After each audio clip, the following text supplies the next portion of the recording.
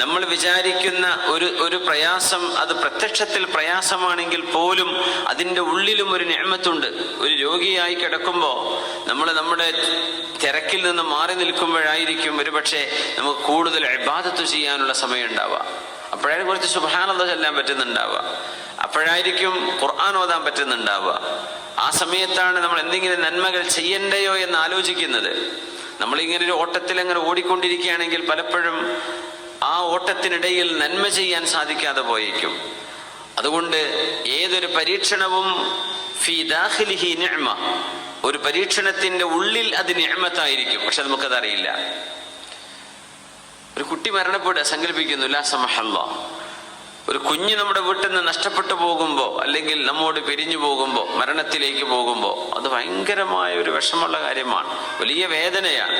പ്രസവിച്ച ഉടനെ മരിക്കുകയാണെങ്കിലും 2 ആഴ്ച കഴിഞ്ഞിട്ടോ 1 മാസം കഴിഞ്ഞോ 1 കൊല്ലം കഴിഞ്ഞോ മരിക്കുന്ന മക്കളാണെങ്കിലും വേദന വലുത് തന്നെയാണ്.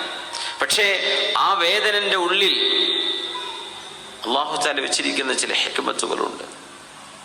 വലമൻ സബറ വഗഫർ, അവിടെ ആരെങ്കിലും ക്ഷമിക്കുകയാണെങ്കിൽ, അല്ലാഹുവേ നീ എടുത്ത തീരുമാനം, പടച്ചവനെ നിന്റെ തീരുമാനത്തിൽ എനിക്ക് പരിപൂർണമായ പൊരുത്തമാണ് എന്ന് പറഞ്ഞ് അൽഹംദുലില്ലാഹ് എന്ന കുഞ്ഞിന്റെ ഉമ്മയോ വാപ്പയോ പറഞ്ഞാൽ നാളെ സ്വർഗത്തിൽ അല്ലാഹു അവർക്ക് വേണ്ടി ബൈത്തുൽ ഹംദ് എന്ന ഒരു കൊട്ടാരം അല്ലാഹു പണിതു കൊടുക്കുമെന്ന് മഹാനായ റസൂലുള്ളാഹി സ്വല്ലല്ലാഹു അലൈഹി വസല്ലം.